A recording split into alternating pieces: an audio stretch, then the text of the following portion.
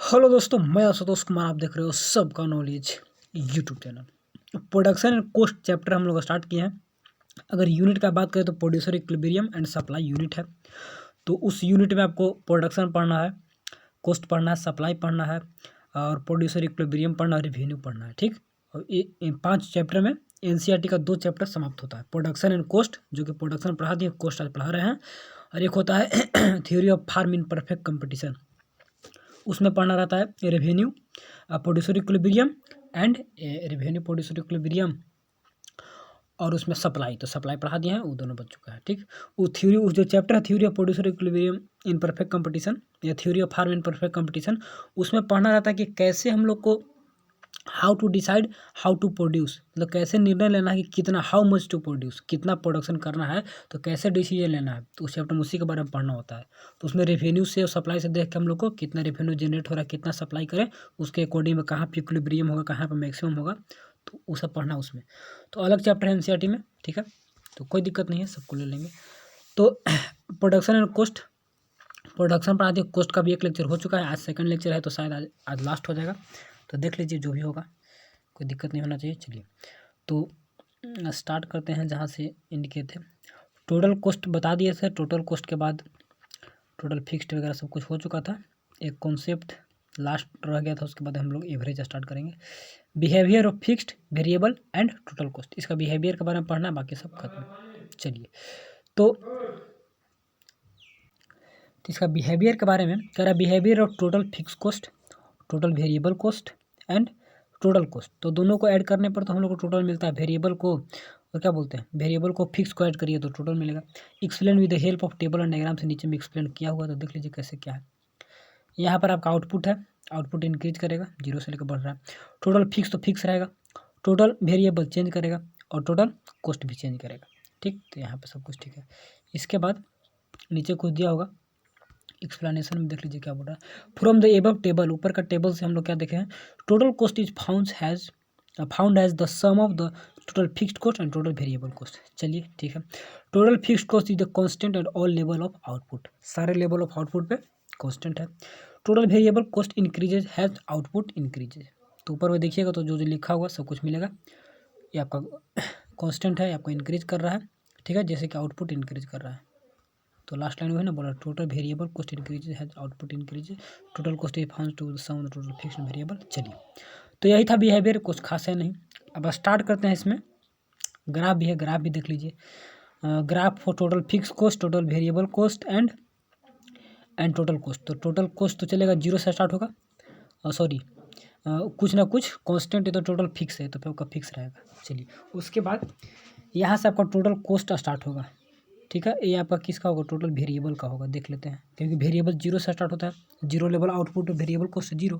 ठीक है ना, लेकिन टोटल कॉस्ट कुछ ना कुछ यहाँ रहेगा, तो फिक्स दोनों को ऐड करके तो 10 है। तो देख लीजिएगा टोटल कॉस्ट इन्वर्स एस, दोनों का इन्वर्स एस है, और टोटल फिक्स कॉस्ट का है parallel to X axis, parallel to X axis है, और ये दोनों इन्वर्स एस से पूछेगा, अपवर्ड राइजिंग और inverse S. Inverse A shape है, अपवर्ड राइजिंग तो अपवर्ड राइजिंग, डाउनवर्ड राइजिंग तो कैरेक्टरिस्टिक्स है। ठीक है ना, कैरेक्टरिस्टिक है। तो चलिए फ्रॉम द एबव फिगर, तो इसमें हम हमेशा बताएं कि आप लोगों को दिखा देना होता है कि एक्स एक्सिस पे क्या किए हैं, वाई एक्सिस पे क्या किया है, तो दिखा दिए। एक्स पे क्या है आपका आउटपुट, और वाई पे क्या है कॉस्ट, टोटल वेरिएबल जो भी यहाँ पे वाई के। T C show the total cost curve, या जो टी सी दिखा रहा है टोटल कॉस्ट कर्व को दिखा रहा है। ठीक है ना, टी सी किसको दिखा रहा है, टोटल कॉस्ट कर्व को दिखा रहा है। इसके बाद total fix T F C दिखा रहा है, क्या total fix cost, T V C किसको, टोटल वेरिएबल कॉस्ट को। T C is aggregate of the, दोनों का एग्रीगेट यानी दोनों का सम है T C. F C constant है हर लेवल पर, इंक्रीजेज आउटपुट इंक्रीजेज, तो भी टी सी को parallel to T V C. हाँ, दोनों पैरेलल है, और दोनों कितना पैरेलल है, जितना कि टोटल फिक्स कॉस्ट है, कॉन्स्टेंट वैल्यू आएगा दोनों का बीच का, टी सी का और टी वी सी हमेशा पैरेलल है, और दोनों कांस्टेंट है, और दोनों को कांस्टेंट का जो वैल्यू आएगा वो टोटल फिक्स कॉस्ट के बराबर आएगा। तो डिफरेंस बिटवीन, देखिए यहाँ पर दिया है, difference between T C and T B C is equal to T F C. ठीक है ना, तो हमेशा कांस्टेंट पूछता है, और पूछने के बाद यहाँ पे है ना कि हमेशा हर जगह पे दोनों का जो पैरेलल है, पैरेलल के साथ कांस्टेंट है। तो कांस्टेंट किसका गैप दिखा रहा है, टोटल फिक्स कॉस्ट का दिखा रहा है। ठीक है, क्योंकि टोटल कॉस्ट में से अगर एवरेज माइनस करिएगा तो फिक्स निकल जाता है। तो वही लास्ट लाइन बोल रहा है कि डिफरेंस, तो difference between TC and TBC is equal to TFC. Clear है, कोई दिक्कत नहीं। चलिए, तो एवरेज डायरेक्ट सोचेंगे कि आज 2 ही वीडियो में चैप्टर को खत्म कर दें।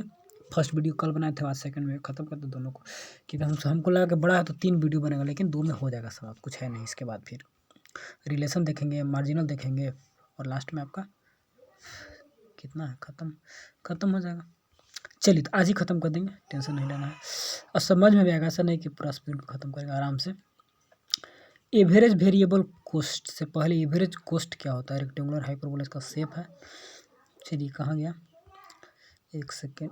एवरेज फिक्स्ड, एवरेज वेरिएबल, जैसे टोटल कॉस्ट में देखें ना हम लोग, टोटल कॉस्ट में देखें टोटल वेरिएबल एवरेज, उसे एवरेज में भी देखेंगे।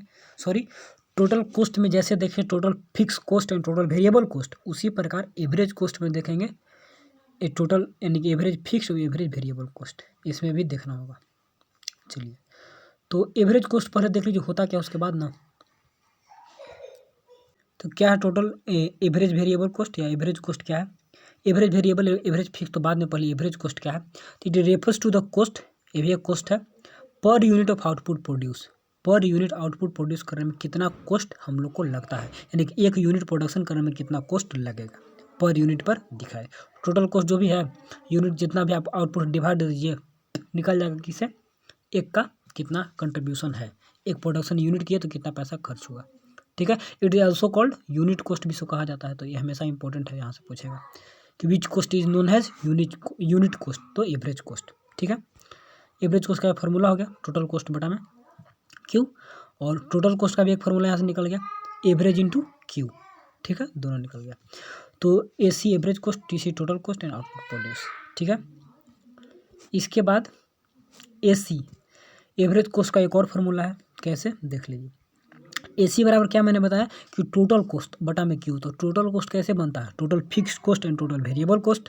तो सिमिलरली टोटल फिक्स्ड को तो क्यू को डिवाइड दीजिए, तो total fixed and total variable cost में क्यू से डिवाइड दीजिएगा। तो ए सी बराबर ए एफ सी एंड ए भी सी, यानी कि average fixed cost and average variable cost is known as average cost. Average cost का एक और फार्मूला आ गया, पर यूनिट आउटपुट प्रोड्यूस तो ठीक है, लेकिन एक और कॉस्ट है कि sum of the total average variable cost and average fixed cost. Similar है, कोई दिक्कत नहीं है। तो यहाँ पे लिखा हुआ उसी का कि average average cost, average fixed cost, average variable cost. So the average cost of production is the sum of the average fixed cost and average variable cost and corresponding level of output produce at corresponding level of output produce. जितना मतलब output produce करिएगा उस level पर जो average variable cost आएगा वो दोनों को ऐड करके आएगा। ठीक है, एवरेज फिक्स्ड और एवरेज वेरिएबल। एवरेज फिक्स्ड क्या है, तो जो फिक्स्ड फैक्ट ऑफ प्रोडक्शन में जो खर्च आएगा, it refers to the total fixed per unit of output produce. It refers to total fixed cost, total fixed cost per unit of output produce. कहने का मतलब कि एक यूनिट आउटपुट प्रोड्यूस करने पर फिक्स्ड क्या बोलते हैं, टोटल फिक्स्ड कॉस्ट कितना खर्च हुआ। It refers to total fixed per unit of output produce, क्योंकि जानते हैं कि टोटल फिक्स्ड कॉस्ट होता है, टोटल वेरिएबल कॉस्ट होता है। तो टोटल फिक्स्ड कॉस्ट कितना लगा एक यूनिट आउटपुट को प्रोड्यूस करने में। ठीक है, तो A F C is equal to T F C total fixed cost बटा में क्यू। तो यहाँ पे एफ दोनों बराबर है। ठीक है, सिमिलरली एवरेज फिक्स्ड, बाकी सब तो सिमिलर, कोई दिक्कत है नहीं। और एक और फार्मूला है कि A F C is equal to A C minus A B C, जो ऊपर पढ़े थे। दोनों फार्मूला सबको लेकर चलना है, एवरेज फिक्स्ड एवरेज वेरिएबल जो भी ध्यान देख लीजिएगा। चलिए, अब एवरेज फिक्स्ड कॉस्ट तो फिक्स रहेगा, इसमें तो कोई दिक्कत है नहीं, टोटल तो हमेशा फिक्स ही रहता है। लेकिन एवरेज फिक्स्ड कॉस्ट चेंज होते जाएगा। कैसे चेंज होते जाएगा, आउटपुट प्रोड्यूस करिएगा तो जो एक बार लगा दी मैंने फिक्स्ड कॉस्ट लग गया, अब ये बढ़ते जाएगा। जितना जितना आउटपुट प्रोड्यूस करिएगा तो ये सब आउटपुट में बढ़ते जाएगा जो फिक्स कॉस्ट है। क्योंकि अब एक मशीन से आपने 10 प्रोडक्शन किया, अब उसी मशीन से 20 प्रोडक्शन करिएगा तो मशीन का तो वैल्यू 10 ही लगाए थे। ठीक, अब आउटपुट 20 कर दिए, वो 20 पर ना इसका कॉस्ट बढ़ जाएगा, तो उस प्रकार होगा। मान लीजिए 10 रुपये का मशीन खरीदे, 10 रुपये का मशीन खरीदे, 5 यूनिट आउटपुट प्रोड्यूस कर रहे हैं, ठीक है, दो फिक्स्ड कॉस्ट खर्च हुआ, 2 रुपया हर एक यूनिट पे। अब मान लिया आपने 10 यूनिट प्रोडक्शन स्टार्ट किया, अब 10 से डिवाइड दीजिएगा तो एक यूनिट पे 1 रुपया खर्च हो रहा है, तो घट न गया। यहाँ पर 2 रुपये, यहाँ पर घट गया, तो यहाँ पे देखिए 10 था, फिर जितना जितना बढ़ाइएगा तो घटते जाएगा, आउटपुट बढ़ा दीजिएगा तो उसका कंट्रीब्यूशन घटते जाएगा, सब पर पैसा बढ़ते जाएगा। जितना ज़्यादा आउटपुट बढ़ाइएगा तो फिक्स कोस्ट जो लगाए थे उस सभी का पैसा सभी पे बढ़ते जाएगा। ठीक है, तो क्या होगा, पहले तो इन्फिनिटी रहेगा, एवरेज फिक्स कोस्ट इन्फिनिटी पता नहीं है क्या है क्या नहीं है। ठीक, उसके बाद क्या होगा, 10 का 10 रह गया, फिर यहाँ पे 5 हो गया क्योंकि बढ़ जाएगा ना। देखिए 2 आउटपुट किए, 2 लगाए थे तो बढ़ गया, अब 3 में बढ़ जाएगा, ठीक है, 4 में बढ़ जाएगा, 5 में बढ़ जाएगा, ऐसे बढ़ते बढ़ते तो घटने लगता है और घटने लगेगा। और यहाँ पर देखिए कभी जीरो नहीं होगा, कहीं भी जीरो नहीं हो सकता है, कुछ ना कुछ रहेगा ही। ठीक है, 9 और इसके बाद तो यह आपका कैसे क्या होता है देख लीजिए। एवरेज फिक्स्ड कॉस्ट आपका इन्फिनिटी से डाउनवर्ड होगा, एवरेज फिक्स्ड, लेकिन टोटल फिक्स्ड कांस्टेंट रहेगा, ये आपका नहीं घटेगा, सॉरी। ठीक है, कांस्टेंट।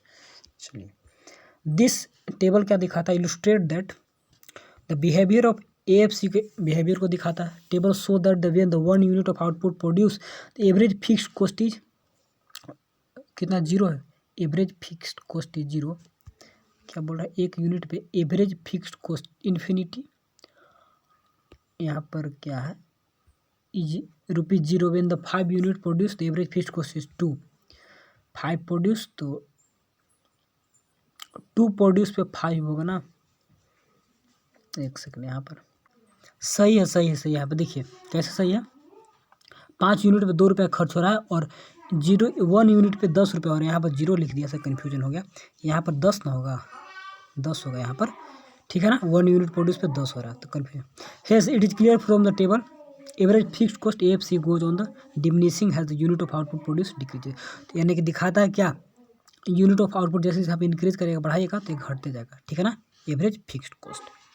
तो यही था टेबल और डायग्राम। चलिए ग्राफ देख लीजिए, इसका ग्राफ हमेशा याद रखिएगा रेक्टेंगुलर हाइपरबोला पूछता है, ठीक है ना, इसका पूछता है। ठीक है, तो शेप का नाम हमेशा याद रखिएगा, जैसे कि इन्वर्स एस था एवरेज कॉस्ट का, एवरेज वेरिएबल कॉस्ट का, एवरेज फिक्स कॉस्ट का पैरेलल टू एक्स एक्सिस, इसका rectangular hyperbola average fix cost का। ठीक है ना, पहला इन्फिनिटी से स्टार्ट होगा तो इन्फिनिटी कोई जानकारी नहीं ना कहाँ से होगा, कैसे इन्फिनिटी से कैसे, यहाँ पर देख लीजिए, जब 0 यूनिट आउटपुट प्रोड्यूस है तो पर यूनिट आउटपुट का कंट्रीब्यूशन क्या रहेगा, पर यूनिट आउटपुट फिक्स कॉस्ट से कंट्रीब्यूशन कुछ नहीं, अब कोई यूनिट ही आउटपुट है ही नहीं तो कहाँ से होगा, तो इसलिए इन्फिनिटी पता नहीं कितना क्या होगा। ठीक, एवरेज फिक्स्ड कॉस्ट क्या है कि जो भी टोटल फिक्स कॉस्ट था उसमें हर एक यूनिट का कंट्रीब्यूशन, 1 यूनिट प्रोडक्शन किया तो इसमें इसका कितना खर्च उसमें लगा, ठीक है ना, उसमें से तो कोई यूनिट ही प्रोड्यूस नहीं कर रहे हैं तो कहाँ से कैसे क्या करें, कैसे बांटेंगे। ठीक है, टोटल कॉस्ट है तो ऐसे, तो इन्फिनिटी से स्टार्ट करेंगे। ठीक है, लेकिन कहीं भी जीरो नहीं होगा, याद रखिएगा, जीरो कभी क्यों नहीं होगा, क्योंकि कभी भी आपका टोटल कॉस्ट जीरो नहीं होता है, तो टोटल कॉस्ट, टोटल जो कॉस्ट है उसी को तो डिवाइड देता है तो एवरेज कॉस्ट निकलता है, या टोटल फिक्स कॉस्ट है तो एवरेज फिक्स कॉस्ट, तो टोटल कॉस्ट कभी जीरो नहीं होगा, एवरेज ये सॉरी टोटल यहाँ पर टी है, टोटल फिक्स कॉस्ट या टोटल कॉस्ट है कोई भी जीरो नहीं होता है, हाँ ये होता है, टोटल वेरिएबल कॉस्ट जीरो होता है, लेकिन फिक्स जीरो नहीं है, हमेशा कुछ ना कुछ रहेगा, तो जब ये जीरो नहीं होगा तो ये भी जीरो नहीं होगा, तो इसीलिए कहीं भी जीरो नहीं हो सकता, बढ़ते जाएगा बढ़ते जाएगा, कहीं भी जीरो नहीं होगा। ठीक, तो यहाँ तक जीरो मत दिखाइएगा, हो गया। इधर में दिखा दीजिए एवरेज फिक्स कॉस्ट, इधर में दिखा दीजिएगा, इधर में आउटपुट प्रोड्यूस, इधर तो हमेशा आउटपुट प्रोड्यूस दिखाना है, तो हो गया, क्लियर है, कहीं से कोई दिक्कत नहीं है। चलिए तो दिखा दीजिए क्या दिखा रहा है ग्राफ, एक सेकेंड, तो एक्स एक्सिस क्या दिखा रहा है उसको दिखा दीजिए, इसको इधर करते हैं, ठीक है, और वाई एक्सिस क्या दिखा रहा है उसको दिखा दीजिए, एवरेज फिक्स्ड कॉस्ट को। AFC show the average fixed cost, it is the curve slope downward, अच्छे डाउनवर्ड है, rightward exhibit and average fixed cost decreases has output increases, output बढ़ाएंगे तो घटेगा, ठीक है ना, इसका स्लोप डाउनवर्ड है, ठीक है ना, स्लोप डाउनवर्ड है, लेकिन शेप कैसा है, शेप कैसा है, शेप अपना rectangular hyperbola, rectangular hyperbola shape है। और क्या यहाँ पे लिखा हुआ, it is the important to note that, देखिए क्या है, average fixed cost is curve rectangular hyperbola, ठीक है, that show the constant value, constant value of किसका, AFC इंटू क्यू, यानी कि total fixed cost, total fixed cost का हमेशा वैल्यू कांस्टेंट आएगा, टोटल फिक्स्ड कॉस्ट हमेशा कांस्टेंट आएगा, रेक्टेंगुलर हाइपरबोला यही दिखाता है। आप क्या करिए, एवरेज फिक्स्ड कॉस्ट लीजिए और क्यू से मल्टीप्लाई कीजिए, average fixed cost and Q से मल्टीप्लाई करिए हर जगह, तो हर जगह पर आपको टोटल फिक्स्ड कॉस्ट दिखा देगा, remains constant at all level of output. कहीं पर भी दिखिएगा, कहीं पर एक वैल्यू लीजिए, टेबल यहाँ पर दिया, टेबल दिया हुआ है, चलिए टेबल दिया हुआ है, आप 2 से मल्टीप्लाई करिए इसमें, 10 आएगा, 1 से इसमें 10 आएगा, 3 से इसमें मल्टीप्लाई करें 10 आएगा, 4 से इसमें 10 आएगा, ठीक है ना। तो हमेशा 10 ही आएगा, यानी कि AFC दोनों में करिएगा तो दिखा देगा कि टोटल फिक्स्ड कॉस्ट कांस्टेंट है हर एक लेवल ऑफ आउटपुट पर, ठीक। तो हर एक लेवल ऑफ आउटपुट दिखाएगा क्या है, फिक्स रहता है, हमेशा मल्टीप्लाई करके देख लीजिएगा तो हमेशा वैल्यू एक ही आएगा, यानी कि 10 आएगा, ठीक। ठीक है, तो कांस्टेंट और लेवल हो गया। यहाँ पर आगे देखिए क्या बोल रहा है, और नीचे में क्या है, AFC curve never touches Y axis, कभी टच नहीं करेगा, क्यों, because at the zero level of output average fixed cost infinity हो जा रहा है। And AFC never touches X axis, because X axis को भी टच नहीं करेगा, बिकॉज AFC नेवर भी equal to zero, because TFC never भी इक्वल टू जीरो, वो जीरो नहीं होगा, इसीलिए आपका ये भी जीरो नहीं होगा, क्योंकि इसी को तो डिवाइड करके बनाते हैं, इसी को तो Q से डिवाइड देंगे तो AFC निकलेगा, तो ये जीरो नहीं, तो ये भी जीरो नहीं, ठीक है। अब average variable just opposite, it refers to the क्या है, it refers to total variable cost per unit output produce, per unit output produce करने पे कितना वेरिएबल कॉस्ट लगा, तो उसी को बोलते हैं हम लोग क्या, एवरेज वेरिएबल कॉस्ट। AFC जो भी सिमिलर केस है, कोई दिक्कत है नहीं। यहाँ पर एक और फार्मूला है कि AC माइनस AFC माइनस, तो ABC निकल जाएगा, तो वही सब कुछ है, देख लीजिएगा। इसके बाद टेबल और डायग्राम, तो जीरो लेवल पे जीरो होता है तो जान रहे हैं हम लोग, और बढ़ाएंगे तो बढ़ेगा, ठीक। तो अब इसको बटने का चांस है, बटेगा तो धीरे धीरे घटेगा ना। अब मान ली 10 से 10, ठीक है, फिर 2 तो 9 आ जाएगा, फिर सिमिलर केस से बटेगा तो जैसे जैसे, तो क्या होगा कि देखिए ये तो आपका धीरे धीरे घट रहा है, लेकिन ये पहले घटेगा, फिर कुछ देर कांस्टेंट भी रह सकता है, मे बी कांस्टेंट नहीं, फिर आपका फिर बढ़ने लगेगा। तो पहले क्या हुआ, 10 से 9 से घटने लगा। एवरेज वेरिएबल कॉस्ट शुरू में घटता है, क्या बोले थे, लॉ ऑफ प्रोपोर्शन यहाँ पर लगता है, लॉ ऑफ वेरिएबल प्रोपोर्शन पढ़े होंगे, तो लॉ ऑफ वेरिएबल प्रोपोर्शन लगता है, कॉस्ट में पढ़ा, उसमें किस में पढ़ना था आपको, प्रोडक्शन में साथ पढ़ाए होंगे, लॉ ऑफ वेरिएबल प्रोपोर्शन क्या होता है।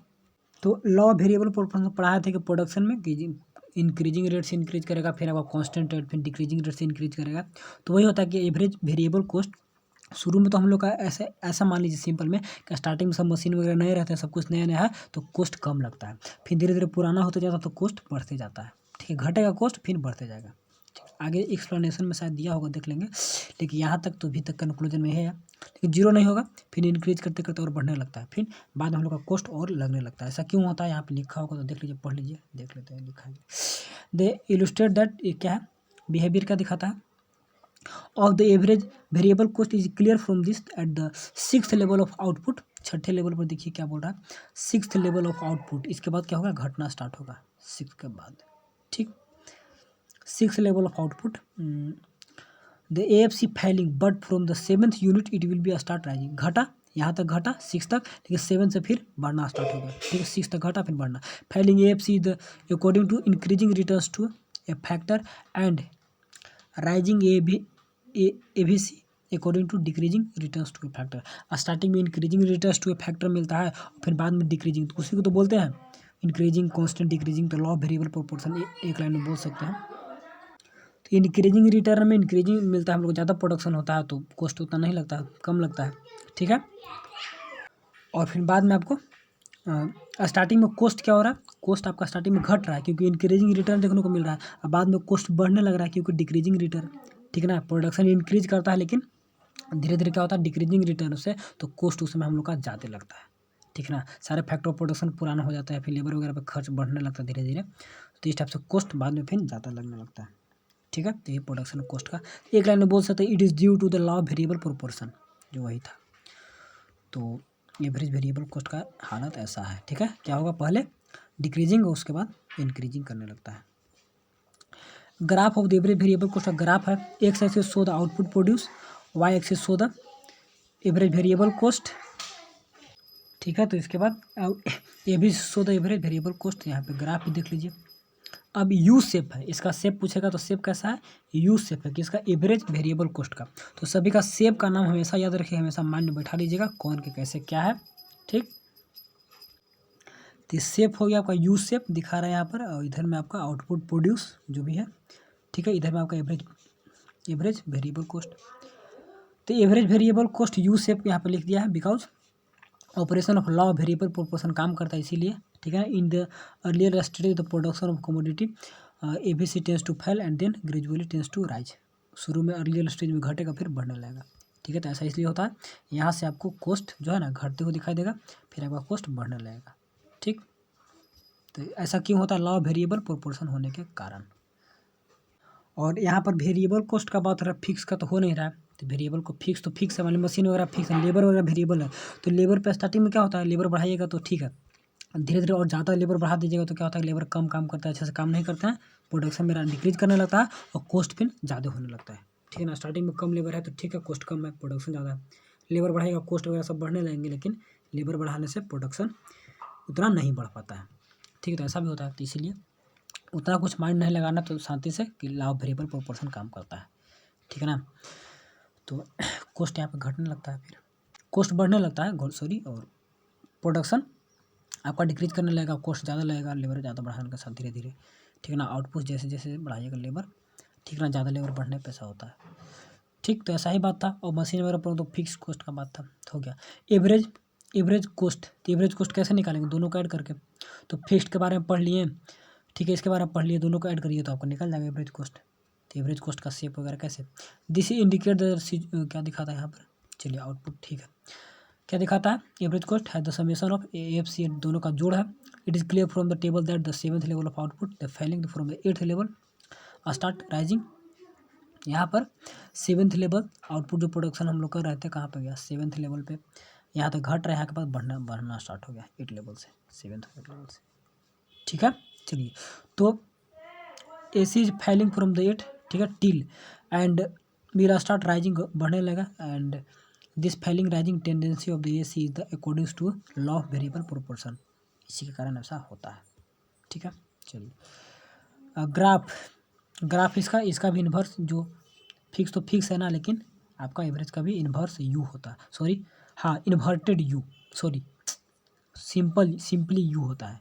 ठीक है ना, वो इन्वर्स एस उसका था, सिंपली यू शेप होगा, तो यू शेप रखिएगा, एक्स एक्सिस में आपका आउटपुट, वाई में आपका average cost, AC show the average cost U shape होता है, application of law of variable proportion due to application of law of variable proportion के कारण। ठीक है, स्टार्टिंग में घटेगा क्योंकि स्टार्टिंग में प्रोडक्शन अच्छे होते हैं तो कॉस्ट हमको कम लग रहा है, फिर धीरे धीरे प्रोडक्शन डिक्रीज करने लगेगा, घटने लगता है, तो डिक्रीजिंग रेट से इंक्रीज करता है तो कॉस्ट हमको ज़्यादा लगने लगता है। ठीक है ना, स्टार्टिंग में कॉस्ट कम क्योंकि प्रोडक्शन ज़्यादा हो रहा है।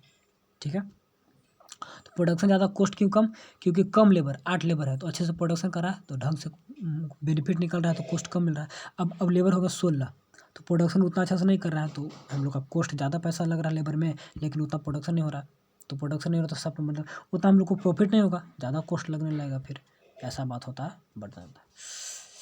तो लास्ट आपका टॉपिक है मार्जिनल कॉस्ट। तो वीडियो देख रहे थे कितना बड़ा बन रहा है अभी तक, उसके बाद हम लोग, चलिए ठीक है, तो आज शायद ख़त्म कर देते हैं तो अच्छा रहता। मार्जिनल कुछ नहीं है, it refers to the total cost due to an additional, बस मार्जिनल में एडिशनल लगा देना, additional unit of output produce, एक अतिरिक्त यूनिट ऑफ आउटपुट प्रोड्यूस करने में कितना पैसा लगता है।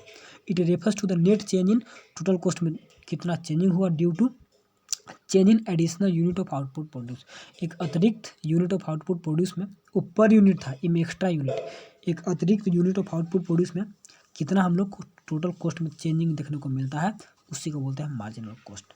ठीक है, तो डेल्टा से क्या दिखाते हैं, चेंज। सिमिलरली आपका डेल्टा से चेंज दिखाएंगे output, total cost, marginal cost, तो सिमिलर है। एक और situation, N unit n-1 unit, यानी कि अगले यूनिट उसके बाद पिछले यूनिट को घटा दीजिए, टोटल कॉस्ट कितने लगा था 8 यूनिट पे और टोटल कॉस्ट कितने लगा था 7 यूनिट पे, तो दोनों के बीच का जो डिफरेंस आ जाएगा वही मार्जिनल, एक यूनिट बढ़ाने में कितना पैसा लगा। ठीक है, तो एन दिखाता है marginal cost of nth unit पर दिखा रहा है, TC दिखाता है टोटल कॉस्ट ऑफ एन और n-1 यूनिट पर दिखा रहा है। ठीक है, मार्जिनल का दोनों फार्मूला को याद रखिएगा। सिमिलर कैसे, स्टार्टिंग में आउटपुट बढ़ा रहे हैं, टोटल कॉस्ट भी बढ़ेगा, अब मार्जिनल क्या होगा कि कॉस्ट धीरे धीरे डिक्लाइन करेगा और फिर बढ़ने लगेगा, सॉरी मार्जिनल फिर शायद हाँ बढ़ेगा मार्जिनल, ऐसा क्यों होगा, घट रहा है कांस्टेंट हुआ और फिर मार्जिनल भी अतिरिक्त यूनिट बढ़ाने में पैसा बढ़ने लगता है, वही लॉ ऑफ वेरिएबल प्रोपोर्शन भी यहाँ काम करेगा, लॉ ऑफ वेरिएबल प्रोपोर्शन भी यहाँ काम करेगा क्योंकि मार्जिनल एक अतिरिक्त नहीं है, कोई दिक्कत नहीं है। ठीक है ना, घटेगा कांस्टेंट होगा, फिर उसके बाद बढ़ने लगता है, एक्स्ट्रा करने में, एक यूनिट एक्स्ट्रा करने में कॉस्ट ज़्यादा लगने लगता है, क्योंकि बाद में लेबर वगैरह बढ़ा दीजिएगा तो सभी को पैसा देने लगेगा, एक मतलब बोलेंगे कि एक एक्स्ट्रा बनाना है तो सभी को पैसा देना होगा, स्टार्टिंग में कम लेबर है तो कम ही लगेगा, तो तो उसी वही प्रोपोर्शन यहाँ पे काम करेगा law of it is illustrate that, एक सेकेंड, क्या दिखाता है, marginal cost of production with the help of total cost, ठीक है ना। कैसे निकालते हैं, illustrate the estimation of marginal cost of production with the help of total cost, marginal के टोटल के हेल्प से मार्जिनल निकाल सकते हैं हम लोग, ठीक है ना। और it is evidence from the table, क्या था, इनिशियली मार्जिनल फैलिंग घटेगा and later it will start rising, शुरू में घटेगा फिर घटेगा। MPC according with the rising, क्यों, क्योंकि when the increasing returns to a factor application and decreasing, क्योंकि decreasing returns to a factor देखने को मिलेगा इसलिए डिक्लाइन करता है, तो वही केस हो गया एप्लीकेबल, वही लागू हो रहा है। तो ग्राफ ऑफ मार्जिनल कॉस्ट का ग्राफ, तो ग्राफ एक्स एक्सिस में क्या दिखाइएगा, वाई में क्या दिखा दीजिएगा, सभी को एमसी शुद्ध मार्जिनल कॉस्ट यू शेप में दिखाइएगा। एप्लीकेशन ऑफ लॉ वेरिएबल, ऐसा इसलिए होता है क्योंकि लॉ वेरिएबल प्रोपोर्शन काम करता है। यू शेप, इसका भी यू शेप है, मार्जिनल कॉस्ट यहाँ पर output produce. Relationship between TC average marginal and total में रिलेशनशिप देख लीजिए आप लोग का समाप्त हो जाएगा, और इतना ही पढ़ना, इसके बाद नहीं है कुछ। यहाँ से टोटल कॉस्ट का रिलेशन पता चलेगा, जो मार्जिनल होता है स्टार्टिंग में क्या हो रहा है, घट रहा है, ठीक है ना, स्टार्टिंग में घट रहा है, कांस्टेंट हुआ फिर बढ़ने लगेगा, ठीक है। तो सिमिलरली केस टोटल कॉस्ट यहाँ पर डिक्रीजिंग रिटर्न, फिर यहाँ पर कांस्टेंट रिटर्न, यहाँ पे इंक्रीजिंग रिटर्न, जो मार्जिनल से टोटल निकलता है ना, तो सिमिलर केस। तो यहाँ पे आउटपुट प्रोड्यूस, ठीक है, इंक्रीज कर रहा है, सॉरी एक सेकेंड, टोटल कॉस्ट भी इंक्रीज करेगा, एवरेज कॉस्ट भी इंक्रीज ही करेगा हर एक यूनिट पर। उसके बाद एवरेज स्टार्टिंग में घटेगा, फिर कॉस्ट फिर इंक्रीज करने लगेगा, और मार्जिनल भी सिमिलर, जो एवरेज का केस है जो मार्जिनल का, दोनों का सेम, इन दोनों का केस सेम है, घटने लगेगा। और उसके बाद कांस्टेंट यहाँ पर देखने को मिल रहा है, यहाँ पर कांस्टेंट देखने को मिल रहा है, ठीक है। उसके बाद फिर इंक्रीज करने लगेगा, ठीक। तो ऐसा क्यों होता है, लॉ ऑफ वेरिएबल प्रोपोर्शन। तो सभी का यहाँ पे रिलेशनशिप बिटवीन दिया हुआ ए सी एम सी, इधर में आउटपुट प्रोड्यूस, यहाँ पे आपका इक्विलिब्रियम पॉइंट यहाँ पे आएगा, ए सी बराबर एम सी यहाँ पर, और ये आपका किसका हो गया, ए सी का, ये आपका हो गया एम सी का, और कुछ है नहीं, ए सी बराबर एम सी। तो यहाँ पर एक याद रखिएगा कि जब इंक्रीज करेगा मार्जिनल, तो ये आपका डिक्रीजिंग देखने को मिलेगा यहाँ पर। तो यहाँ पे जो relationship between A C and M C में रिलेशन हम लोग देखेंगे, यहाँ पर एम सी और ए सी में रिलेशन देखेंगे। तो क्या रिलेशनशिप यहाँ पर देख लीजिए, लिखा हुआ है कि वे ए सी फैलिंग, तो एम सी इज क्या होगा, less than, A C is greater than. A C जब घट रहा है, जब ए सी घटेगा तो क्या होगा, ए सी ज़्यादा होगा, जो घटेगा उसको ज़्यादा। देख लीजिए, जब ए सी घट रहा है, ए सी जब घट रहा है, तो ये आपका ए सी ज़्यादा हो किससे, एम सी से, इससे ज़्यादा है ना, यहाँ पर देखिएगा तो ज़्यादा है, ठीक है, ज़्यादा है। और उसके बाद when A C is rising, तो M C, A C rising, तो एम सी क्या हो जाएगा, बड़ा हो जाएगा, राइज करेगा ए सी, लेकिन बड़ा कौन होगा, एम सी। जब ए सी राइजिंग, यहाँ पर ए सी कहाँ पर राइजिंग, चलिए ए सी जब राइजिंग बढ़ रहा है, तो एम सी बड़ा हो जाएगा, एम सी आगे निकल जाएगा, एम सी बड़ा हो जाएगा, ठीक है, सिमिलर केस है। उसके बाद मैंने ए सी इज कॉन्स्टेंट एट ई, तो एम सी बराबर ए सी। ए सी जब कॉन्स्टेंट होगा, यहाँ पर ए सी आपका कॉन्स्टेंट है, यहाँ पर कॉन्स्टेंट के तरफ से, तो दोनों बराबर हो जाएगा, ए सी बराबर एम सी, ठीक है। क्या बोल रहा है कि जब ए सी आपका घटने लगेगा, डिक्रीज होने लगेगा, तो एम सी क्या हो जाएगा, ज़्यादा हो जाएगा। जब ये बढ़ने लगेगा, तो ये उल्टा, एक सेकंड यहाँ पर आपको रुक के क्लियर करते हैं। एम सी इंक्रीज तो ए सी ज़्यादा होगा ना, और एम सी डिक्रीज तो यहाँ पर क्या था situation, when A C is falling, घट रहा है, ठीक है, तो दोनों घटता है, लेकिन ज़्यादा घट जाता है। और बोले थे हम प्रोडक्शन चैप्टर पढ़ाते वक्त, जब घटेगा तो दोनों घटेगा, दोनों घट रहा है, यहाँ पर देखिए दोनों घट रहा है, ऐसा बात नहीं कि नहीं घट रहा है, ये भी घट रहा है, ये भी घट रहा है, दोनों घट रहा है, लेकिन मार्जिनल थोड़ा सा ज़्यादा रेट से घटता है। देखिए दोनों घट रहा है, तो मार्जिनल थोड़ा सा ज़्यादा रेट से घटेगा, तो ज़्यादा रेट से घटेगा तो छोटा हो जाएगा, ए सी बड़ा हो जाएगा, ठीक है ना। तो ए सी बड़ा हो जाएगा, एम सी छोटा हो जाएगा, ए सी आपका बड़ा हो जाएगा जब ये घट रहा है तो उस समय। और एक और सिचुएशन था कि when A C is rising, जब ए सी राइज कर रहा है, ए सी आपका यहाँ पर जब राइज करेगा, तो दोनों राइज करेगा, लेकिन एम सी ज़्यादा राइज कर जाएगा, एम सी ज़्यादा राइज कर जाएगा। तो एम सी यहाँ पर ज़्यादा राइज कर जाएगा, देखिए घट रहा है, दोनों राइज कर रहा है, लेकिन एम सी ज़्यादा, देखिए दोनों राइज कर रहा है, दोनों राइज कर रहा है, लेकिन एम सी आपका ज़्यादा राइज करेगा। यहाँ पे दोनों घट रहा है, दोनों घट रहा है, लेकिन ये आपका डाउनवर्ड हो जाएगा, ये आपका डिक्रीज करेगा कम रेट से। दोनों घटता है, लेकिन आपका मार्जिनल कम रेट से घटेगा। तो कॉन्सेप्ट क्लियर होना चाहिए कि जब ए सी इज राइजिंग, तो क्या होगा कि जब घट रहा है, तो दोनों घटने के साथ तो मार्जिनल क्या हो जाएगा, बड़ा हो जाएगा, ज़्यादा घट जाएगा। और ए सी इज इंक्रीजिंग, तो मार्जिनल क्या हो जाएगा, वो भी इंक्रीज करेगा, लेकिन थोड़ा सा ज़्यादा रेट से इंक्रीज करेगा। तो जब ए सी ज़्यादा रेट से इंक्रीज करेगा, तो आगे निकल जाएगा। यहाँ पर जब दोनों घट रहा है, खुद जब जो दोनों क्या हो रहा है यहाँ पर एट कांस्टेंट, तो कांस्टेंट ठीक है। और राइजिंग और फैलिंग में कन्फ्यूजन हो जा रहा है ना, तो क्या करेंगे कि मार्जिनल को तो हमेशा ज़्यादा, मान ली फैलिंग हो तो मार्जिनल ज़्यादा घट जाएगा, राइजिंग में तो मार्जिनल ज़्यादा बढ़ जाएगा। तो यहाँ ग्राफ में थोड़ा सा दिक्कत हो जा रहा है ना, रुकिए, जब मार्जिनल दोनों घट रहा है तो ज़्यादा घट जाएगा, ठीक है। तो आपका ज़्यादा घट गया, दोनों जब बढ़ रहा है तो यह ज़्यादा बढ़ गया, ठीक है। दोनों जब बढ़ेगा राइजिंग होगा तो ज़्यादा हो जाएगा, दोनों जब घटेगा तो कम हो जाएगा, ठीक है ना। ये हमेशा ज़्यादा हो जाएगा, मार्जिनल ज़्यादा होता है, जब घटेगा भी तो मार्जिनल ज़्यादा हो जाएगा, जब घटेगा भी तो मार्जिनल ज़्यादा हो जाएगा। एक सेकंड, जब घटेगा तो मार्जिनल ज़्यादा, देखिए जब AC इज फैलिंग तो AC बढ़ा, AC कैसे बढ़ा, हाँ AC बड़ा होगा, AC बड़ा होगा, क्यों, क्योंकि यहाँ पे जब AC फैलिंग है तो AC बड़ा होगा, जब ये घट रहा है तो बड़ा हो जाएगा। क्यों बड़ा होगा, क्योंकि आपका MC छोटा हो जाएगा, MC छोटा हो जाएगा। तो देखिए जब घट रहा है, दोनों घट रहा है तो आपका ई बड़ा हो जाएगा, ई छोटा हो जाएगा, ठीक है। ये आपका बड़ा है, ई छोटा है। और जब दोनों बढ़ रहा है, दोनों बढ़ा तो ज़्यादा बढ़ जाएगा, तो ज़्यादा बड़ा हो जाएगा। समझ गए, बहुत कन्फ्यूजन कर दिया ना यहाँ पर, कन्फ्यूजन कर दिए। तो क्या करिएगा, पहले आपको ग्राफ छोड़ दीजिए, पहले ग्राफ मत देखिएगा, तो कन्फ्यूजन मेरे जैसा आपको भी हो जाएगा। क्या हो रहा है यहाँ पर, घटने के लिए दोनों घटा तो ज़्यादा घट, छोटा हो गया, बढ़ने के लिए दोनों बढ़ता है, ज़्यादा बढ़ गया तो बड़ा हो गया। यानी कि AC अगर घट रहा है तो MC बड़ा हो जाएगा, AC अगर बढ़ रहा है तो MC, यानी कि बढ़ रहा है आपको AC तो बड़ा होगा MC, घट रहा है आपको AC तो छोटा होगा MC। यानी कि जो इधर हो रहा है घटने का काम, तो इधर घटने का काम दूसरा में होगा, इधर बढ़ने का काम हो रहा है AC में, तो इधर बढ़ने का काम MC में होगा, ठीक है। यही है, वो ग्राफ से देखिएगा तो इधर कन्फ्यूजन में हो जा रहा है। चलिए, घटने का काम दोनों घट रहा है, ठीक है, बढ़ने का काम दोनों बढ़ रहा है। इस समय क्या होगा, ये भी बढ़ रहा है तो आपका ज़्यादा बढ़ जाएगा, दोनों घट रहा है तो ये भी घट रहा है तो आपका ज़्यादा घट जाएगा, तो छोटा का तो बड़ा हो गया, ठीक है। इस टाइप से आपको जैसे हम कन्फ्यूजन में आप खुद हो गए इसको छोड़ ही देते हैं।